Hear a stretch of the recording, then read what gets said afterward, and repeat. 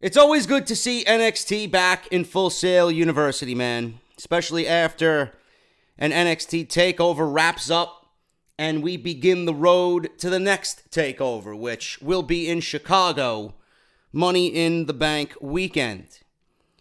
But it's especially exciting now because of what we've been put through on WWE television for the first quarter of 2018, man.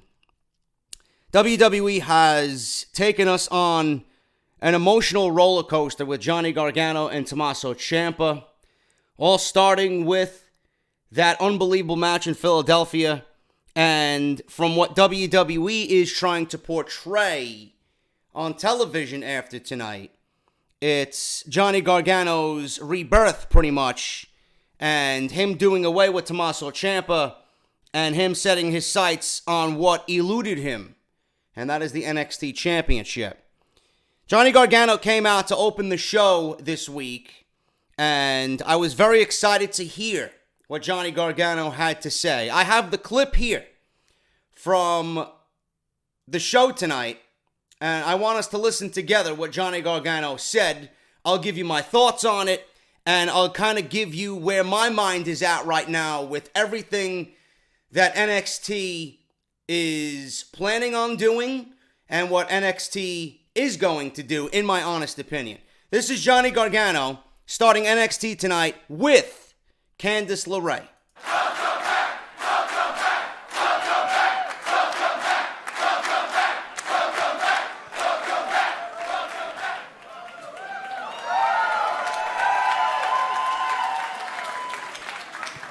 Going into TakeOver New Orleans, I dreamt of this moment.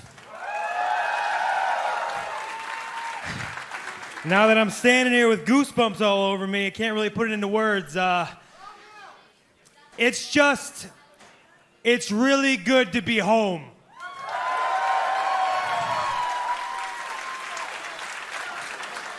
For too long, I was defined by two words: Tommaso Ciampa. He was my best friend, and he broke my heart. He cost me the NXT title, and he stole my career.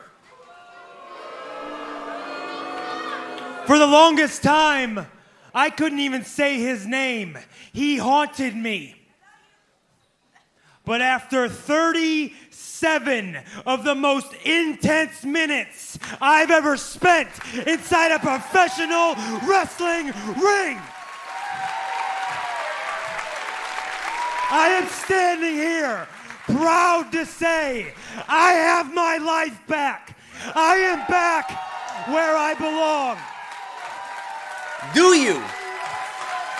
I don't think this is the end between them. Not at all. Johnny Wrestling! Johnny Wrestling!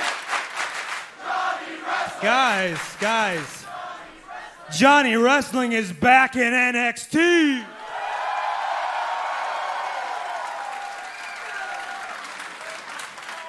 And these past few months has been the toughest period of my career, but looking back at it and thinking about you guys shoving those Johnny Gargano signs in Tommaso's face. You guys chanting my name.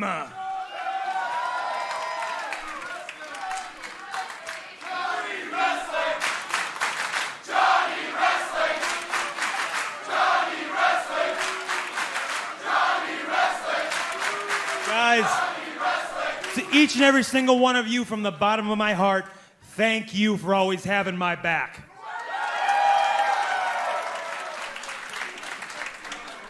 And to my wife, Candice LeRae.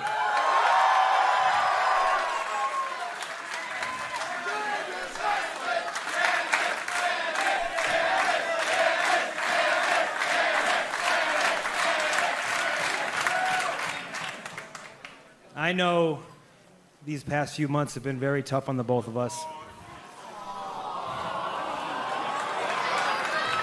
I love the tone of his voice going But from yelling at Tommaso to I would looking not at his have been wife able with to a do it loving without embrace. you. I love you so much. There's a reason why she is now Okay, in the enough focus of all the this mushy crap. entire situation. Okay, enough of that. I'm back in NXT. And Johnny Wrestling and Candice Wrestling have one last piece of unfinished business. That's right. And tonight I will be handling that when I go one-on-one with Zelina Vega.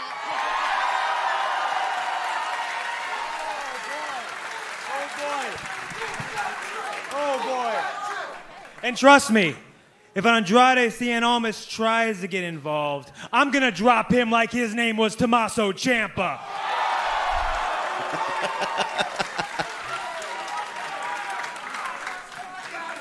And after everything is said and done, after we've moved on from Zelina and Almas, well, there's one more place for me to go.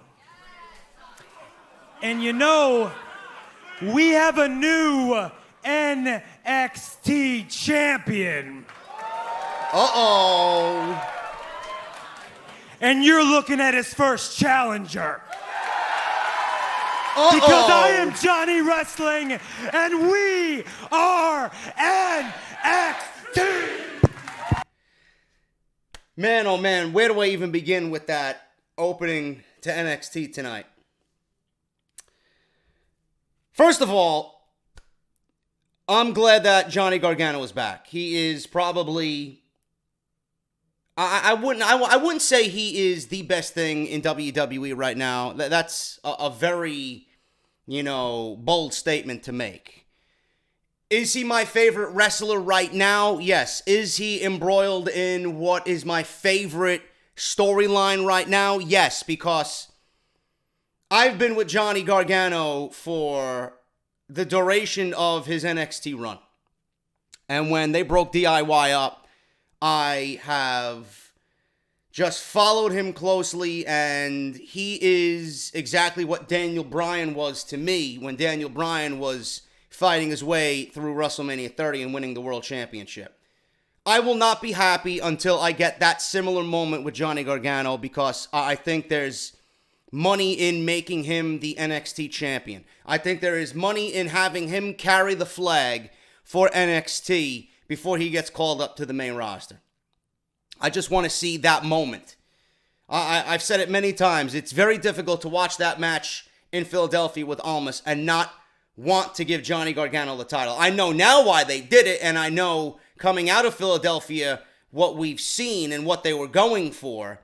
But when we were all watching that match before we seen where they are today, it's very difficult to watch that and not want to give him the world title. I'm glad that Johnny Gargano and his focus is now the NXT Championship. Does he deserve to be number one contender for the World Championship? No.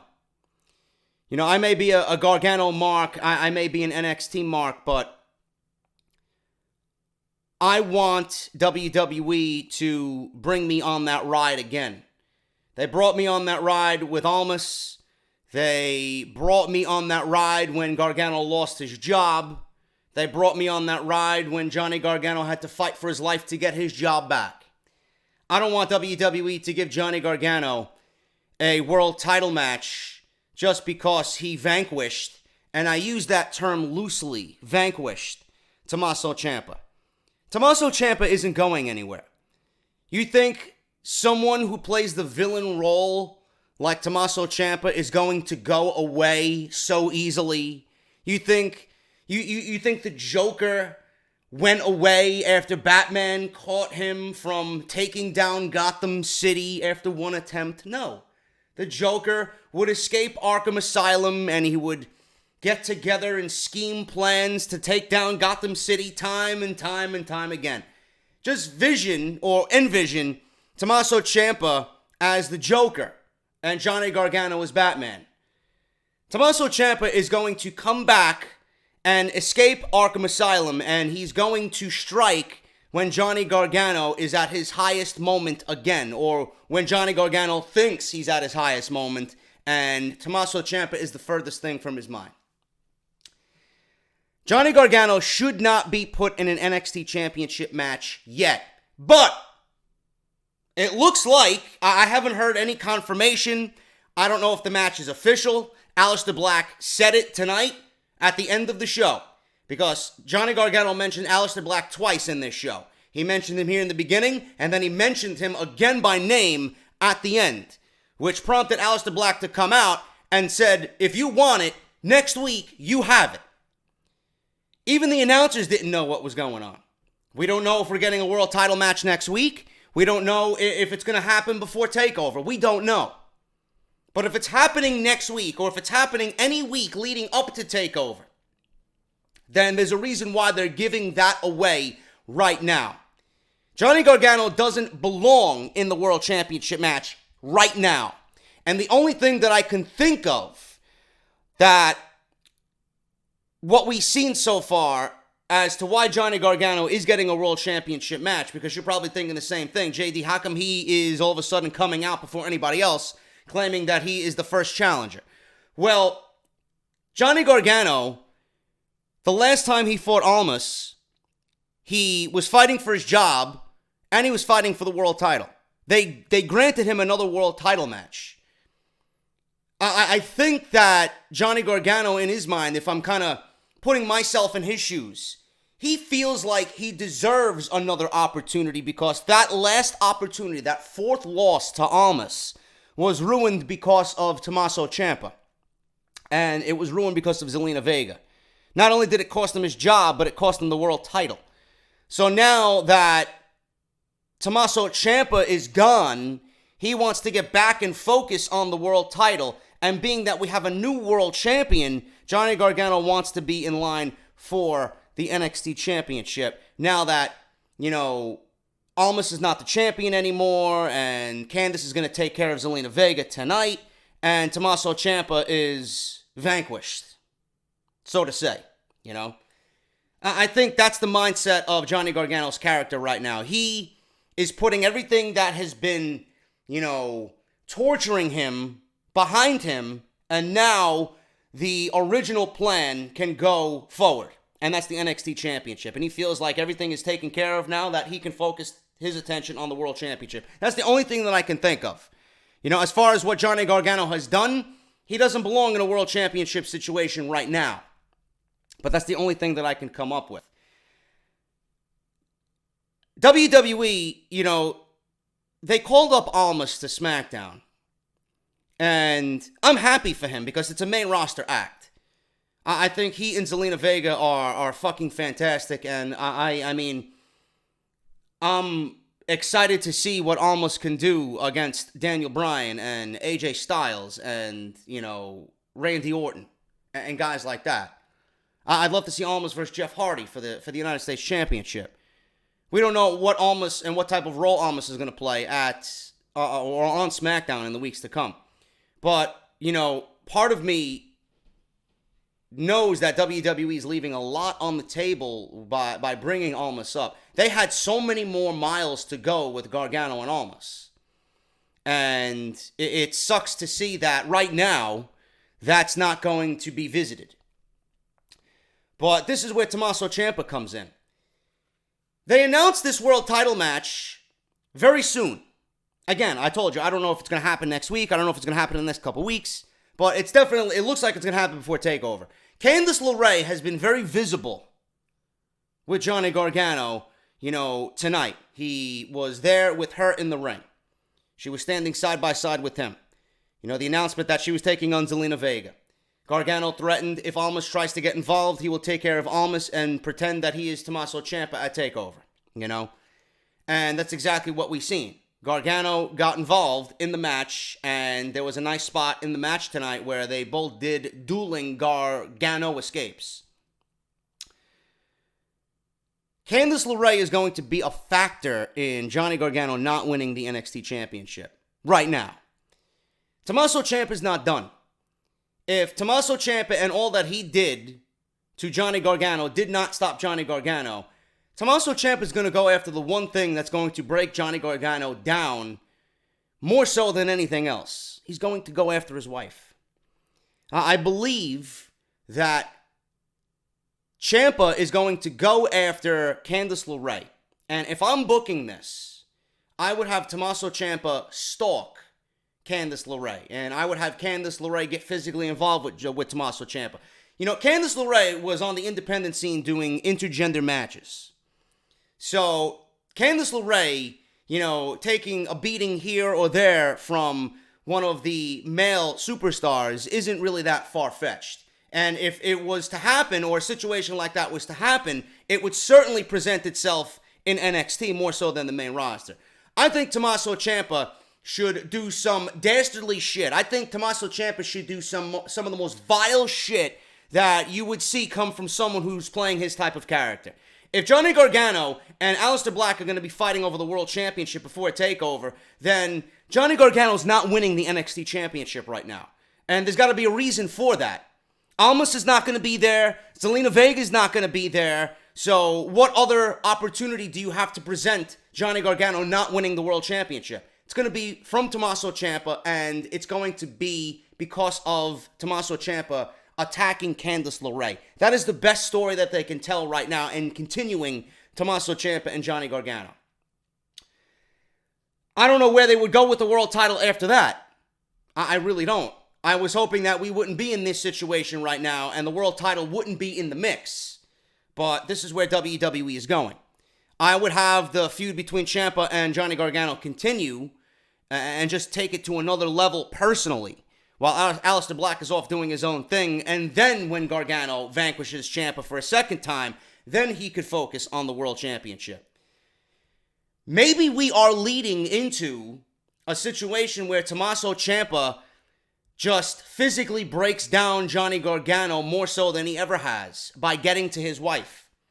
Maybe we see Tommaso Ciampa get to his wife and win the world title and shatter this guy's world altogether. He may have his job, but Tommaso Ciampa is devising a Joker-like Gotham City takeover, and he's going to ruin Johnny Gargano's life. If he can't keep Johnny Gargano out of NXT, he's going to do everything in his power to break him down to where Johnny Gargano is going to be rendered useless. Go to his wife, stalk his wife, attack his wife, win the world title, and have Tommaso Ciampa win the world title in some type of triple threat or fatal four-way. Because, you couldn't even, it could be a one-on-one match. It could be in any situation. Aleister Black versus Tommaso Ciampa. That's the road that I think WWE is trying to tell here, or going to go down. Have Tommaso Ciampa possibly win the World Championship from Aleister Black. And then, when the moment calls for it, Johnny Gargano is built back up again, and he takes the World Championship from Tommaso Ciampa. Now, I'm blinded by the fact of, Johnny Gargano and Aleister Black, these guys can tear the fucking building down wherever they go. I understand that. But you got to think on an emotional level. It's great to see Johnny Gargano take the title from Aleister Black, but it's even greater if the title is on Tommaso Ciampa now, being that we got the blood feud over with, quote unquote. Tommaso Ciampa comes back and takes Johnny's world away from him. He takes his dreams away from him again. Takes the one thing that has eluded him all this time and win the world title. Wouldn't it be great on a completely another emotional level if Johnny Gargano won the world title from Tommaso Ciampa at NXT TakeOver Brooklyn? I've always said that Aleister Black doesn't need the world championship. I don't think Aleister Black needs the NXT title. I loved what Almas did with the championship, and we were kind of going there with Aleister Black anyway, because you got a sense of where WWE was going. You know who's going to be at the top of the mountain when their time has come. I've always stated that Aleister Black doesn't need the title. Aleister Black is at a point right now, and they've built him up so great that a loss is not really going to do anything to Aleister Black. He's just that type of character. And if Aleister Black loses the world title to a Tommaso Ciampa, it's not going to do anything to him. Because in the end, it's telling a greater story. And the greater story here is Johnny Gargano getting redemption after everything Tommaso Ciampa has done. And I think the next layer of storytelling here is exactly what I'm telling you. That's what I would do. Whether WWE goes ahead and does that, I don't know. But I'm loving what they're doing so far. It's very interesting. And the only reason why I can devise, that they're giving us a world championship match is because, without question, Tommaso Ciampa is going to play a part in it. We haven't heard from him. We haven't seen him. The only thing that I recall, with Triple H talking about where Tommaso Ciampa goes from here, he mentioned, I believe, on a Facebook interview after TakeOver was over that Tommaso Ciampa is back, and don't be surprised if he is plotting his most evil plan yet, or something along those lines. I don't know what else you can have the guy do except what I just described to you here. So it's going to be very interesting to see. And with the world title match taking place, Tommaso Ciampa, without question, is going to get involved, and something diabolical is going to present itself. So I'm very, very excited to see where they go with the NXT Championship, and better yet, with the next chapter of Gargano and Ciampa. Now, I mentioned Almas and Gargano leaving a lot on the table. They had so many more miles left in that feud. Being that Almas is on SmackDown Live now, when the time is right, when Johnny Gargano is brought to the main roster, without question, I'd visit that again, because there's a story there that you really don't need to put that much effort into writing. Johnny Gargano is 0-4 against Andrade Cien Almas. That is a story that is, one that writes itself. If Almas is a world champion, or if Almas is holding any type of championship and Johnny Gargano presents himself to be the newest addition to a SmackDown Live roster, that's a story that I think everybody would be interested in seeing. So I don't think they're done, but in NXT, they had a lot left to go if, they didn't want to bring up Almas. So it's quite surprising that they're just abandoning that and what they did tonight. But again, it's all for the greater story. I think Tommaso Ciampa and Johnny Gargano is the main story that they're going to tell here. And the world title is going to be the carrot that they're dangling in front of them. But that's the way NXT opened tonight, man. NXT was a very, very entertaining show. We went from Gargano and Candice LeRae. She mentioned that she is going one-on-one with Zelina Vega in the main event. But we went from that to Ricochet making his NXT TV debut against one of my personal favorites, and someone, I mentioned on SmackDown Live review last night. You don't need to feature everybody every single week on SmackDown Live, being that they got a stacked roster right now. People saying, JD, with all this roster depth that SmackDown Live has now, do you want to see SmackDown go to 3 hours? No, it's WWE's job creatively now to feature guys week in and week out. Give everybody their piece of the pie. You don't need to make the show 3 hours when 2 hours is the one thing that SmackDown has going for it right now. You don't need 3 hours. You don't want to feature these guys every week because they're going to get boring and stale. We didn't see Velveteen Dream tonight. You think I didn't want to see Velveteen Dream? Of course I want to see Velveteen Dream. But they have so many other guys that I want to see that missing the Velveteen Dream for 1 week or 2 weeks is not really going to do anything to anybody. That's exactly the mentality they need to have on SmackDown Live. If I'm not going to see an Almas for 2 weeks, fine. It keeps them fresh. And then when you see them, it's going to be like, oh shit, yeah, Almas, I know him. I like him. I'm excited to see him. One guy I want to see a little bit more of is Fabian Aichner. This guy's a fucking beast. This guy is money. This guy apparently is quote-unquote next level. He had next level written on his trunks. Him versus Ricochet is a perfect debut for Ricochet on NXT TV, man. Ricochet is the future. I could watch this guy move in the ring all day. He reminds me and moves like an AJ Styles in the ring, bro. He isn't on an AJ Styles level, clearly, but, people are criticizing me that, I'm so high on Ricochet, and people are claiming, yeah, this guy's going nowhere, this guy's destined for 205 Live, this guy's going to be placed on the main roster in, shitty mid-card feuds, and he's not really going to ascend to world championship material. How the fuck do you know that?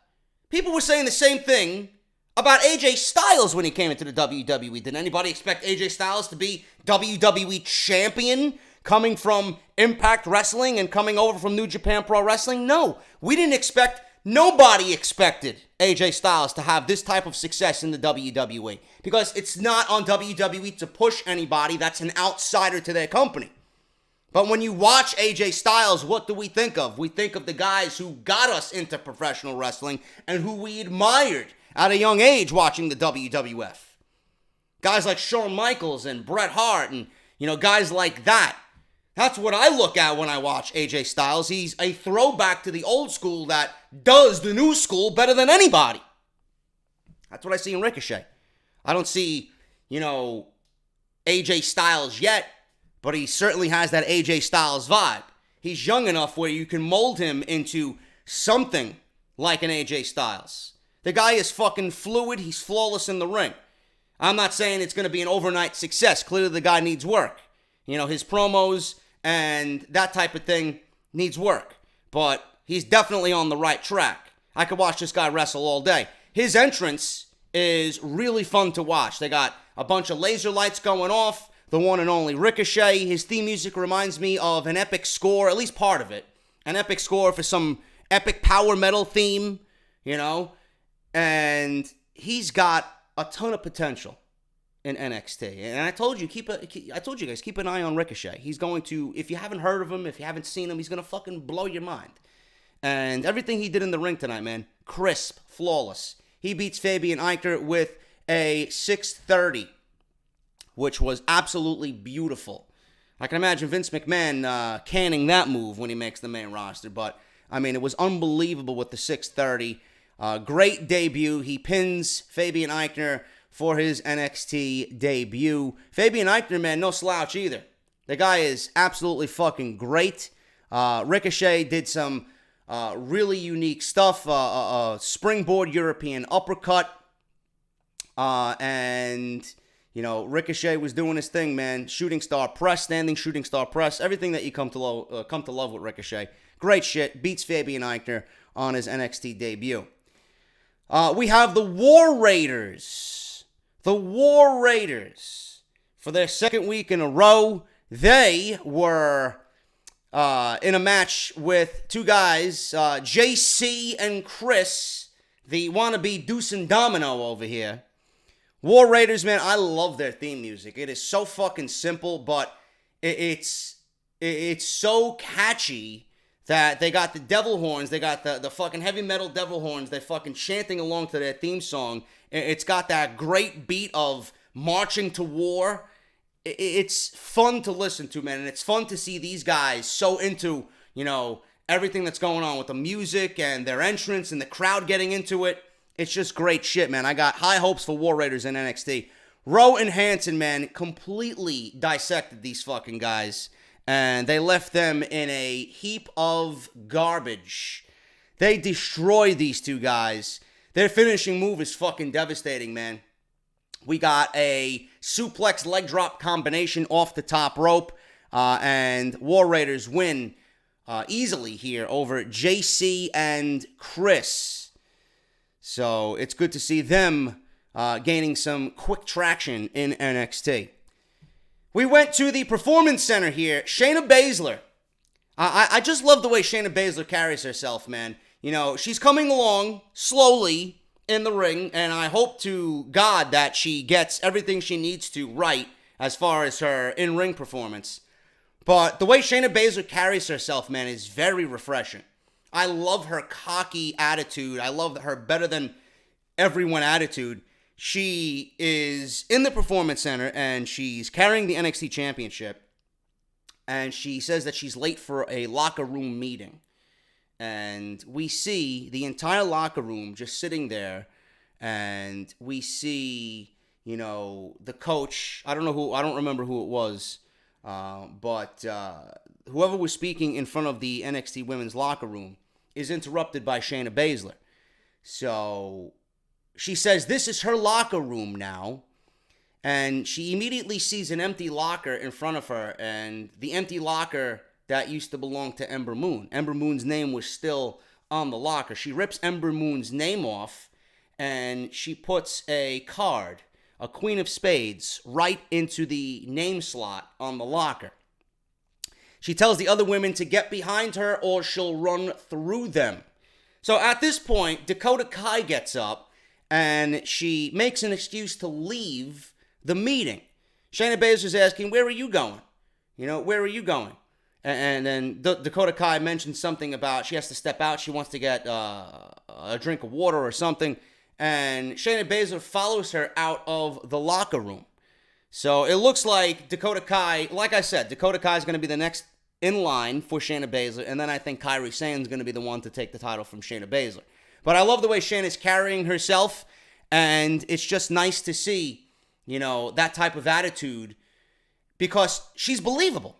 Shayna Baszler is believable in that role. And I think so far from a visual presentation of Shayna, she's doing everything right. Now, if we can get her in-ring work down, all that other stuff is going to come, and it's going to get better. I have high hopes for Shayna, and I think she is going to be a great addition to the NXT women's division. Apparently, WWE is repackaging Kona Reeves. If you guys remember Kona Reeves, he was, I don't know if he was in the Cruiserweight tournament. I don't know. But he is being repackaged, this resident enhancement talent in NXT. They're giving him a new gimmick. No more is the, I guess, I don't know where he's from. I don't know if he's Samoan. I don't know if he's Hawaiian. I don't know. But Kona Reeves is coming to NXT with a new gimmick in 2 weeks. And he is going to show off NXT's finest hair, finest smile, finest everything. So, I don't know what type of gimmick this is. It seems like it's, I guess, a take on what Tyler Breeze used to do, but a little bit more vocal and a little bit more out there. But this guy was wearing a white coat, he was wearing a gold chain, he had some designer glasses on, and he had some orange, reddish type hair.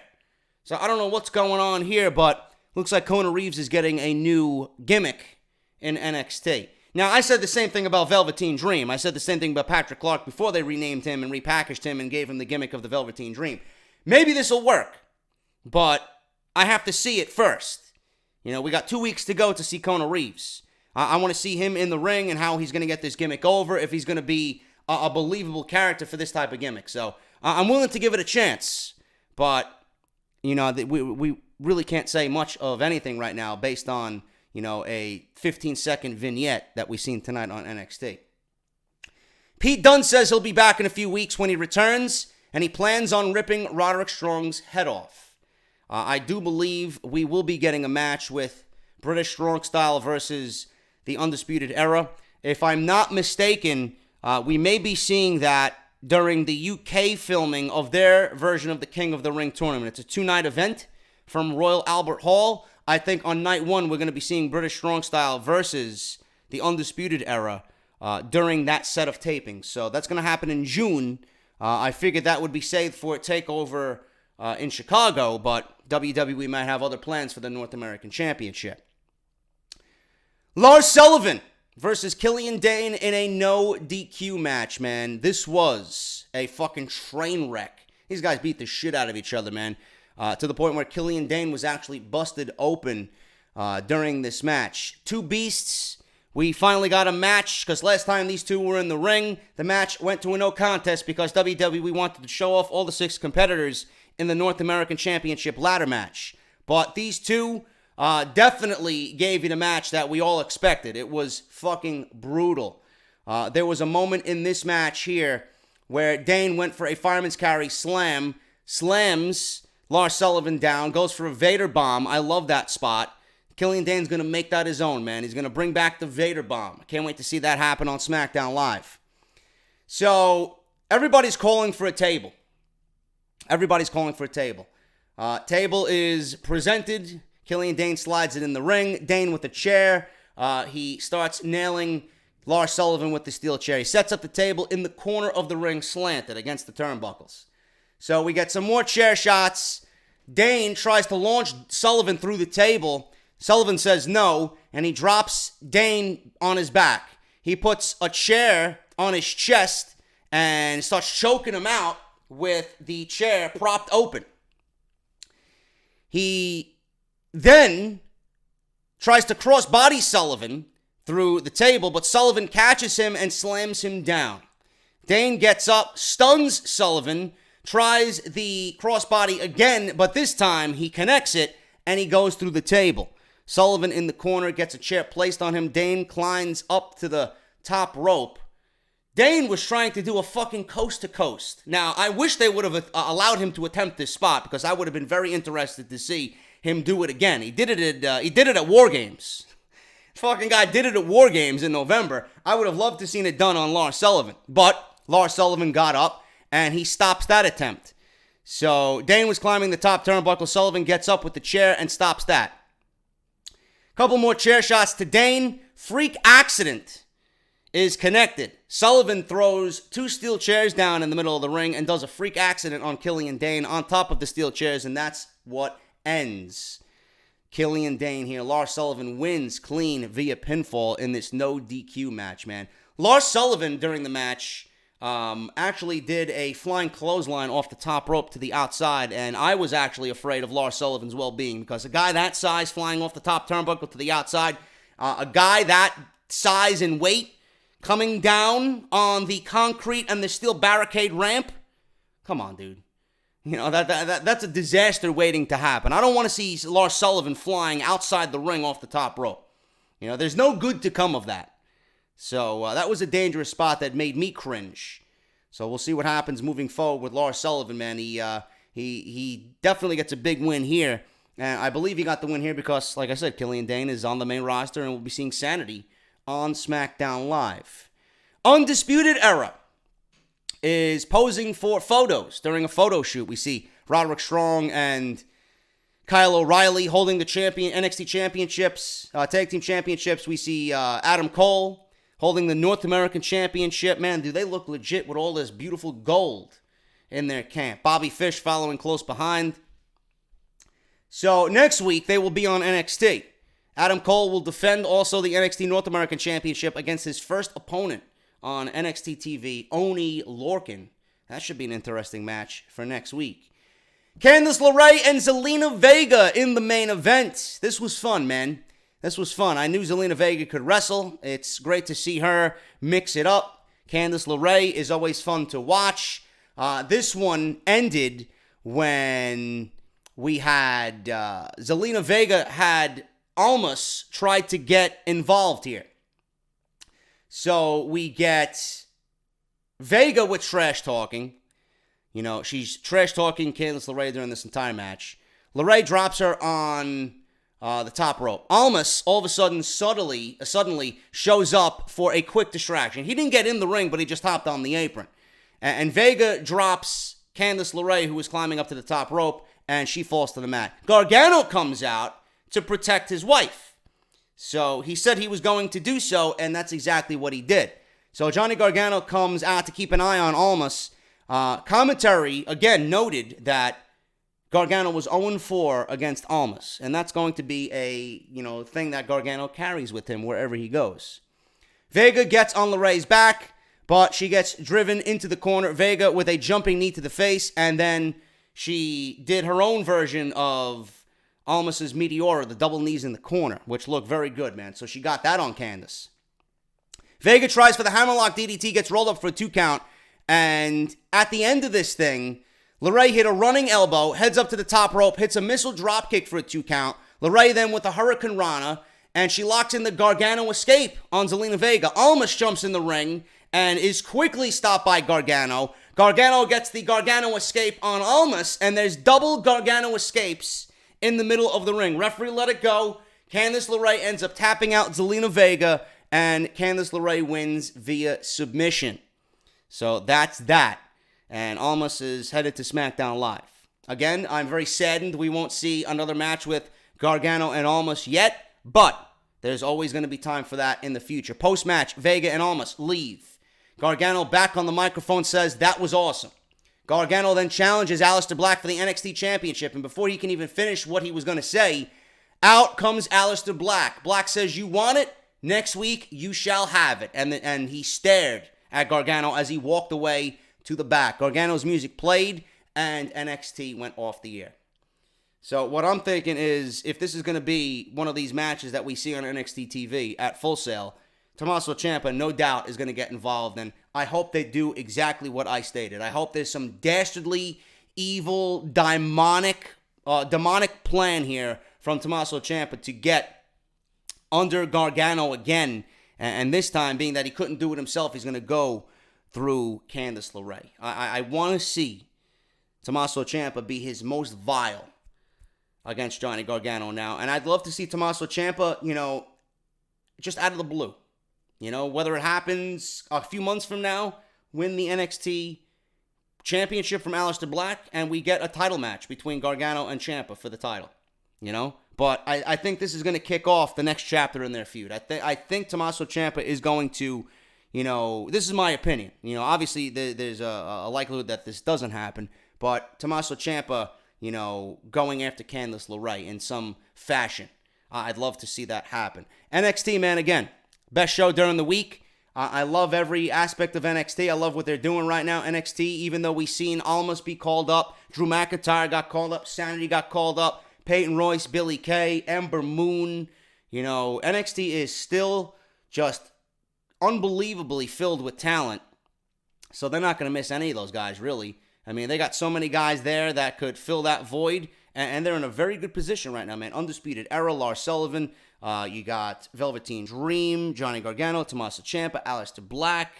So they are, Ricochet, they are good to go, man. They are good to go. You got British Strong Style, Pete Dunne, Tyler Bate, Trent Seven. Leo Rush is still there. I hope we see more of Leo Rush. So NXT is fine. NXT is fine, and it's very exciting to see where they're going into NXT TakeOver Chicago, Money in the Bank weekend. I'm getting out of here, man. Thank you guys so much, and we will see what comes of the rest of the week. I don't know what I got planned for tomorrow.